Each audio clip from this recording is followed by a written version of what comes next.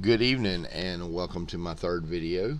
The election is bearing down on us. I know I'm a little late getting this video out. Work and home schedule the last week or 10 days has been brutal, so I have run behind on some things that I wanted to do. But in a way, it's actually good that it took me a while to get around to this video. This video from the beginning was planned to be on Deborah Fisher, another candidate for Grovetown City Council. And as some of you may or may not know, there have been some events in the last 10 days or so that have really brought Ms. Fisher's candidacy to the forefront of the entire election. Now, I'm going to tell you outright that this video is going to be a bit longer than any of the others that I've done. And to please bear with me, because instead of the one that I had originally planned, where I would just discuss Ms. Fisher's qualifications and what I thought, I'm going to have to include a few things that you may or may not know that have gone on. And we're going to have to talk about some things that I've found through research. So I ask that you bear with me. Okay? Now, so starting out, we're going to talk about Ms. Fisher and her qualifications. Ms. Fisher was added to the So You Want to Be on the Grovetown City Council page. It's a bit of a surprise. We already knew about Sylvia Martin, Vicki Cook, Alan Transo. Deborah Fisher and David Payne were added close in time to each other.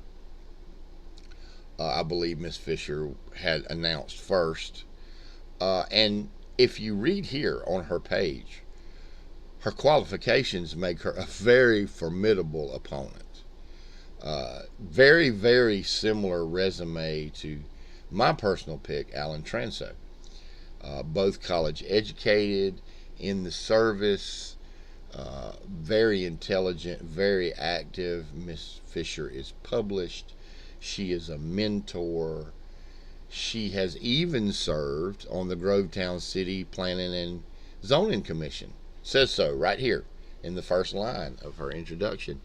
So she has some experience with the inner workings of the city, all combined together to, up front, make her a very highly qualified candidate. And if you'll remember, in my first video, I had mentioned that the only thing at that time, the only thing to me that had tipped it was the fact that when she was announced on the council page, she received an endorsement from Marianne's Beauty Shop, which is, of course, Dennis Trudeau's wife. Now, the argument can be made that neither Marianne nor Dennis typed that. I've already been through that with all of the anti-Gary Jones people. And I will say up front, yes, I have no way of knowing. I will say, however, that I doubt that anybody that has access to that page is going to be what you call a big Gary Jones fan. And I'll also point out that the endorsement is still up there. No one has taken it down. Draw your own conclusions. But to me, I stated in my first video, we could not take the chance that this was someone who was more of a line in the old guard, that was more in line with blocking the things that Mayor Jones has been trying to do. That in itself was what tipped the balance for me to disqualify, in my mind, Ms. Fisher as a candidate. And I would have left it at that. But as some of you may or may not know, last Thursday, as a matter of fact, an article came out in the Augusta Chronicle. And I don't know how many of you saw this, but it says, candidate says mayor's political post made her feel bullied. Now, the candidate in question was Ms. Fisher. And in it, she was referring to a Facebook post made by our own mayor, Gary Jones, who made a very bold statement that I will paraphrase right now. According to Mr. Jones, Ms. Fisher's candidacy was part of a plot with current council member Vicky Cook, pictured here on the left with her hand raised. That's Miss Sylvia Martin beside her. To the right there, of course, the other person with their hand raised is former mayor and current councilman Dennis Trudeau. In any case, it was a plot for Miss Cook and Miss Fisher to unseat Sylvia Martin and defeat the other candidates, both of them getting back into council, Miss Cook retaining her seat, Miss Fisher picking up the other seat, so that then they would have the votes necessary to block anything that Mayor Jones tried to do. Now, in the article, Miss Fisher expressed disappointment. She had said she'd never been bullied, but now felt that she'd been bullied. She stated plainly she has no connection with Vicky Cook and has only met our mayor at a city council meeting and at Tuesday's candidate forum. Okay? The mayor, of course, says that if you want things to go back to the way they were before I was elected, by all means vote Cook and Fisher. Okay? Now, Fisher is claiming that Jones' post caused undue influence because he's our mayor. I'm not really going for that too much because mayors, governors, presidents, senators, congressmen endorse candidates that are similar to their way of thinking all the time. The only thing that really makes this one different is that our mayor, Gary Jones, stated flat out that this was an attempt to subvert him, an attempt to take over the council. And, of course, his detractors will say, you know, this is a wild conspiracy theory. Here's Gary Jones coming out, because he's been known to say controversial things before. He has been known to come out and say, hey, look, you don't believe it, but this is going on. And people said, oh, he's just crazy. He's vindictive. He's on a witch hunt. None of this is true. So it put me somewhat in a bind, because believe it or not, even though those of you that are familiar with me from the pages or from the videos know that I have supported Gary Jones virtually from the beginning, I still try to be fair-minded. I try to be open-minded. I try to look at every angle. I try to do research instead of just basing what I think off of the little snippets I get from the news or something. So it was quite a thing for me to have to process that here you have a woman who, you know, at face value is a very qualified person. The only hint of the conspiracy that Gary Jones was talking about that I could find was that she'd been endorsed by the Trudeaus, but that in itself did not mean a lot. So, you know, like many of you who may be hearing this the first time, it would be, okay, what do I do with this? And it was the fact that I was indecisive that made me decide to do a little research. And here is where it gets a little interesting. This is where I'm going to ask you to bear with me, okay, as we go into the next part of this video. So what I decided to do at this point was to try to do a little bit of investigation to see if maybe I could discern whether I could find any truth to what Mr. Jones was saying or any truth to what Miss Fisher was saying. And the first thing that I did is I looked at the first line of her qualifications, where it says she was on the Grovetown City Planning and Zoning Commission.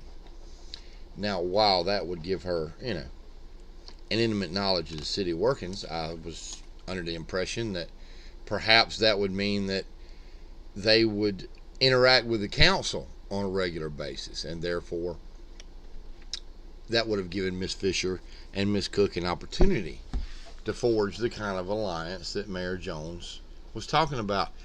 But I spoke with several people, including the mayor, and all of them, including the mayor, explained to me that it is not customary for people on the City Planning and Zoning Commission to interact with the council. They go through the city manager, and the city manager reports to the council for their findings. So that went nowhere. That went nowhere. So I started looking through Miss Fisher's past, her resume, her qualifications, to see if maybe I could find some other instance where she and Miss Cook possibly could have met and this could have come about. And the funniest thing happened when I did that. Now, I'm really glad that a library is coming to Grovetown, because when I was a boy, I loved to read. And I have an 8-year-old son, and I am trying to pass down that love of reading to him. One of the things that I loved to read was the Sherlock Holmes stories by Sir Arthur Conan Doyle. I could not get enough of them. And I'll never forget, in a story, it was called Silver Blaze, Holmes and Watson were just, discussing the facts of the case. And Holmes said, "I want to draw your attention to the curious occurrence of the dog barking at night." And Watson says, "The dog didn't bark." And Holmes says, "That's the curious occurrence." Now, that's where we get the modern day phrase, "that dog didn't bark." But what it basically means is sometimes it's not what's there, it's what's not.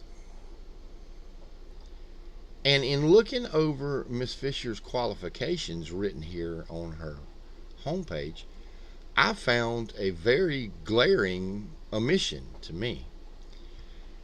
Running for city council is probably one of the most political jobs in the city. And you would think that some political experience on a resume would definitely be a plus for somebody running for that position. Which is why I was very surprised that nowhere in these qualifications that Miss Fisher has mentioned on her homepage did she mention that she was very involved with the Columbia County Democratic Party. As a matter of fact, she was the longtime party chair. Here she is, I believe it's last year in Macon, during one of the events that they had. You would think, that that's something that would be important. And here again, from their website, is Miss Fisher identified as the party chair, talking about making the phone calls to get Hillary elected, and then, of course, after the election, speaking out to the people, So, obviously, she has vast political experience. Why was that not mentioned on her homepage?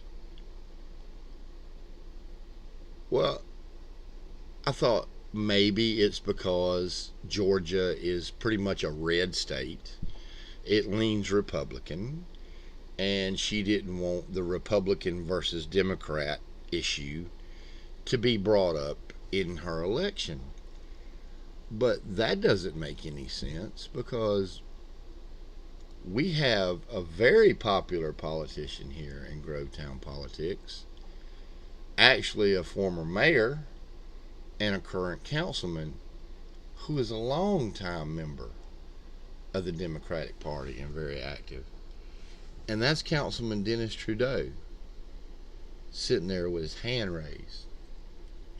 Dennis Trudeau has been a Democrat for years, and it has never hurt him. He was a longtime mayor, a longtime city council member. But that got me to wondering. You see, this picture that you see here with Miss Fisher and Mr. Trudeau, that's actually cropped just a little bit. It comes from this article. And what you may remember is, this is from when Mr. Trudeau called a special council meeting in which he was trying to get an investigation done on our newly appointed mayor, Gary Jones. This is when Gary was trying to pushed forward for the forensic audit, if you may remember. And it's funny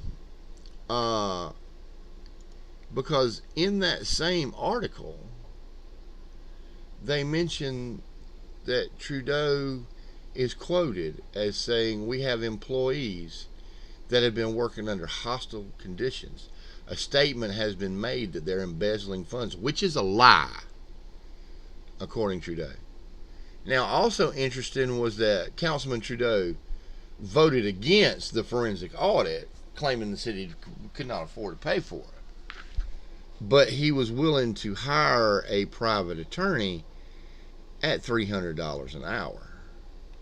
And you'll also see it mentions that Vicky Cook never opened her mouth during the entire session.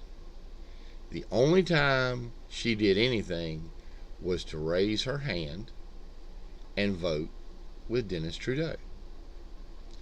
Now, another interesting point here is you'll notice that just to the left of Miss Cook, that's Sylvia Chavou Martin.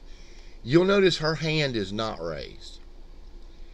She did not vote to investigate the mayor. And I have had a conversation with her and asked her point blank about that. And she explained to me that the reason that she voted no was very simple. There was no evidence presented to her that came anywhere near justifying an investigation into the mayor.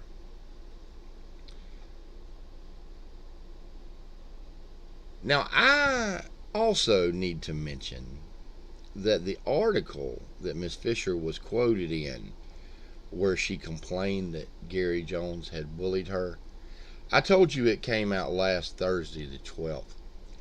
I did not find out about that until Saturday morning, the following Saturday morning, because of my work schedule. And it was during me doing this little bit of digging that a couple of other very interesting things came out. On the same day, or the very next day that that article came out, an unofficial complaint was filed against our mayor at City Hall over an unrelated incident. I think it had something to do with the Memorial Day flags. But in any case, the complaint was she felt bullied.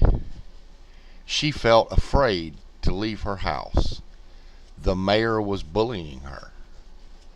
Right after this article came out, where Deborah Fisher stated flatly that she felt bullied by the mayor. And also on that same day, on the Grovetown pages that you see me on so often, I picked up on a thread where candidate for council Alan Transeau was being criticized for what they called bullying Sylvia Martin. They were saying that he was presenting them as a package deal, that he had done that without her permission, that he had endorsed her and presented them as a team, and nowhere had Sylvia Martin said that this was the way it was. It was presented that Mr. Transeau and our mayor were afraid of intelligent women, and all they wanted to do was bully them around. Bully them. Just like Miss Fisher said. Just like the complaint said. To me, that sounded bad. Really bad. I mean, if this is true, we've got a mayor that is just trying to run roughshod over the candidates. We have somebody that's a candidate that's of the same vein, just trying to bully the women, get them out of the way so they can do what they want. So that's when I started making phone calls. It's how I had a talk with Miss Martin. Very, very wonderful talk with that lady. She did not want to get into any of the controversial things. She just wanted to stay neutral. God, I love that woman for that. But I did ask her one pointed question. I asked her if she felt bullied the way that everyone was trying to accuse Alano. And I shouldn't say everyone. Everyone on the anti-Jones team was trying to accuse Alano. And she said she didn't feel bullied at all. So I continued making phone calls. I asked around. And I found out something else that was really interesting. Deborah Fisher's claim that she has absolutely no connection to Vicky Cook, I cannot in any way, shape, or form find anywhere that I can disprove that. I can't. However, what I can say is that Deborah Fisher and the former mayor, Mr. Trudeau, have known each other for years.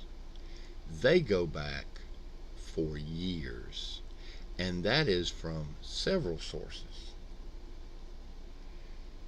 Now, you may wonder why I find that interesting. Well, this is the part where I'm going to change the tone of the video a little bit. I've tried to be measured. I've tried to be very even and calm, and I've tried to present things rationally. But now we're at the point where it's time for me to get real with you, okay? So the first thing that I need to do is let me be honest. I'm not talking to anyone who has been against the mayor from the beginning. I'm not trying to convince any of you of anything because it can't be done. Those of you that have opposed him all the way through the investigations and all the things that have come out and are still opposing him, there is nothing that I or anyone else can say that is going to change your mind or change what you're saying, because you have an agenda, and that's just the way it is. All right? You have an agenda.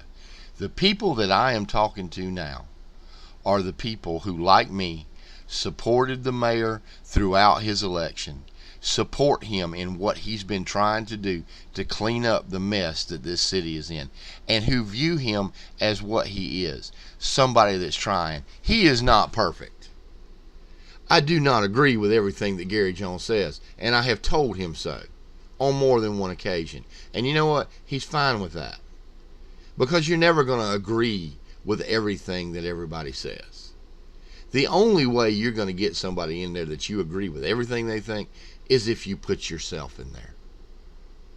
Now, for you people, the ones that are reasonable, the ones that understand that every time Gary has put something out there and says, this is what's going on, and he's been called a conspiracy theorist, and it's been said he's been on a witch hunt, he's been proven right. You are the ones that I am talking to right now, because this is a critical situation. You see this vote right here? You see how Sylvia Martin's hand is not up? Sylvia did not vote to investigate Mayor Jones. That came from Dennis Trudeau. And this is, of course, before the forensic audit, before the investigation, before Vicky was forced to resign, before she was arrested for the alleged theft at the Lions Club. This was an attempt to turn it back around on the mayor and put him on the defensive. Now, at this point, early on, it was assumed that Miss Martin was very closely allied with Dennis Trudeau and Vicky Cook. Austin Rhodes even mentioned it in his now famous radio show about it. But it turns out that that was a little bit exaggerated. Miss Martin was never really friends with Miss Capitello. She was friends with her sister, went to school with her, but her sister, as I believe, lives in Texas and has for some time. And this vote was a demonstration of just how even-handed Sylvia Martin is. She saw no evidence, by her own words, she saw no evidence that Mr. Jones should be investigated. So she voted no. But curiously enough, as much as it has been made of how close she is with the Trudeau camp and how friendly Trudeau and Cook were with her up to that point, I have it on good authority from several people who know them both well that since that day that Sylvia Martin did not raise her hand and vote to investigate Jerry Jones, the Trudeaus have had nothing nice to say about her, and plenty nasty. So what does that have to do with Deborah Fisher and what all we're talking about? Well, I'll tell you what that means. It's fine and well that she can say she has no connection to Vicky Cook. Her connection to Vicky Cook doesn't matter. She has a long-time connection to Dennis Trudeau. So her saying that she has no connection to Vicky Cook is like me saying I have no connection to Ahmed the dead terrorist, which may on its face be true. But what I'm not telling you is I've been friends with Jeff Dunham for 20 years. So Ahmed doesn't really matter, because the only thing that comes out of his mouth is what Jeff Dunham decides is going to come out of his mouth. We've seen that before. We've also seen this tactic before of claiming that Mayor Jones is being hostile, creating a hostile work environment, being a bully, pushing a conspiracy theory. And how did that turn out? How did that turn out? I believe, if you'll remember, it turned out about like this. And we're not done yet. The investigation is almost over, and I'm really, really hoping that it happens before Election Day. But understand, like I said in my first video, this woman is not the beginning and the ending of it. Not by any means. If you think she had this done all by herself, you're naive. You're naive. No, there is more to it. And what you are seeing right now is a last-ditch effort by the old guard to block that man, Gary Jones, in the center, from continuing that investigation. Because you see those two hands? They're one hand short. They need one more. That's all they need, is one more. And even though the investigation will go on through and somebody will be charged, the council has quite a bit to say about what happens to them and what happens after that. Do any of you remember Kay Allen? Do you remember her being caught with theft in Columbia County, yet being allowed to have a pension? Do you remember all of that? So we have this, way back at the beginning, we have Dennis Trudeau with this narrative about a hostile work environment because he saw what's coming. And now, from the same people, arguably in the same camp, we have a narrative. Gary Jones is a bully. He is bullying candidates. He is bullying citizens. The people who support him, Alan Transeau, is a bully. He is trying to bully Sylvia Martin. They do not respect women. They are afraid of smart women. They are trying to keep a woman who is probably one of the most qualified people ever for this position to get it. And the more I listen to that, I got to be honest with you, the more familiar it sounds. So I'm guessing that time as Democratic Party chair for Miss Fisher and that time in the Democratic Party for Mr. Trudeau has served them well. Because this tactic sounds really, really familiar to me. To me. Doesn't it to you? Now again, it's time to get real. I've told you what I know. and I've told you what I think. And again, to those of you that have supported Gary, that have helped him get in office and try to clean up this place and want to see him finish what he's doing, you have a choice to make. No, I cannot prove that what he's saying about Deborah Fisher and Vicky Cook is true. I can't prove it. But I can come up with enough to say it's definitely possible. And to me, that's enough. That's more than enough. Because again, people, we can't take that chance. We cannot take that chance. We have gone too far. Now, if you supported that man, if you feel vindicated by the fact that he has come up with the embezzlement, with the overcharging with the water, and the other things that he's trying to do, you need to realize that it doesn't begin and end with Vicky Capitello. It does not begin and end with the city council. There are others. There is some entrenched resistance that he has. And if you want him to finish what he started, if you want him to do the things that he promised you and you elected him to do, then not only do you have a clear choice to make, you need to give him council members that don't give him a rubber stamp. Sylvia Martin didn't vote to investigate him, but she voted against the millage rate increase because she used her own mind. And Gary endorses her. That's one of the most intelligent women I've ever talked to. He's not intimidated by her. He respects her integrity. And he respects Alan Transo's integrity, just like I do. Because while he says he supports the mayor's vision, he doesn't agree with everything he says, just like I don't, just like you don't. But if you supported the mayor, don't you support his vision? Didn't you elect him to bring that vision about for our town? If you did, then you need to give him what he needs. You need to give him a fair counsel that is open-minded to his vision for how we need to go. And Sylvia Martin and Alan Transo are the way to go. And even if you already support them, let me stress, this is not the time to sit home. This election is not the time to sit home. You need to get out there and you need to vote. You need to make sure you vote. Because as the mayor said, if they get enough votes on the council to block him, the investigation will go through. Somebody will be charged. All his other work will be done. And I believe that. You should too. I believe it wholeheartedly.